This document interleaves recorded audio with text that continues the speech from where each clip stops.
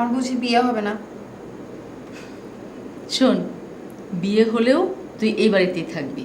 তোর বরকে আমরা ঘর জামাই করে রাখবো। আমার কিছু খেতে ইচ্ছে করছে না। তোর মুখটা ওরকম শুকনো শুকনো লাগছে কেন? কেঁদেছিস নাকি? মা, আমি কি ছেলে মানুষ নাকি যে আমি কাঁদতে যাব? আর এছাড়া আমি আজ পর্যন্ত তোমাদের সাথে কখনো মিথ্যে কথা বলেছি? তোর মুখটা ওরকম শুকনো শুকনো লাগছে তাই বললাম। তুই ছেলে মানুষ নয় তো কি?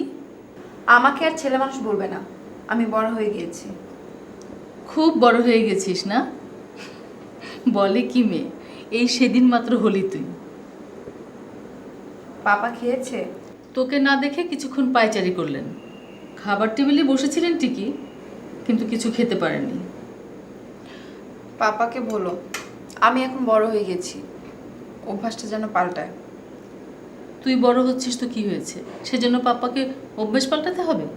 বারে, আমি কি চিরকাল এই বাড়িতে থাকবো? উমা, কোথায় যাবি তুই? আমার বুঝি বিয়ে হবে না? শোন, বিয়ে হলেও তুই এই বাড়িতেই থাকবি। তোর বরকে আমরা ঘর জামাই করে রাখবো। তোর পাপা তাই বলেছে। সত্যি মা? হ্যাঁ। তুমি দেখে নিও খুকু, আমি ঠিকই অন্য কাউকে ভালোবাসবো। কিরে, কি হয়েছে? কিছু না, আমি যাই। কোথায় যাচ্ছিস? 4 দিন তোর দেখা নেই।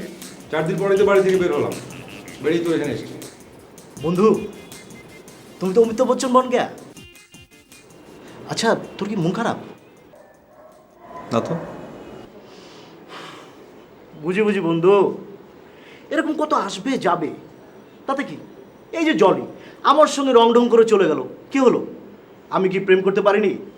সুইটি কি জলের চেয়ে খারাপ? কি বলেছে খুকু? খুকু কি বলবে? ওর সঙ্গে তো আমার দেখাই হয়নি। তাহলে? তাহলে কি? তাহলে তুই এসব কথা কেমন করে বলছিস? এটা থেকে জেনেছি বন্ধু, তুমি তো ওই খুকুর প্রেমে দিওয়ানা হয়েছিল। আমি যখন বেরিয়ে যাচ্ছিলাম তখন আমার টেপ রেকর্ডারটা চালু করে গিয়েছিল। তুমি আর খুকু যা যা আলোচনা করেছো সব কিছু এটার মধ্যে রেকর্ড আছে। ভেবেছিলাম তুই আসলে দিব, কিন্তু 4 দিন তো তোর দেখাইনি। ঠিক আছে, তোর আমি যাই। কোথায় আছিস? কাজ আছে, তোকে পরে বলবো।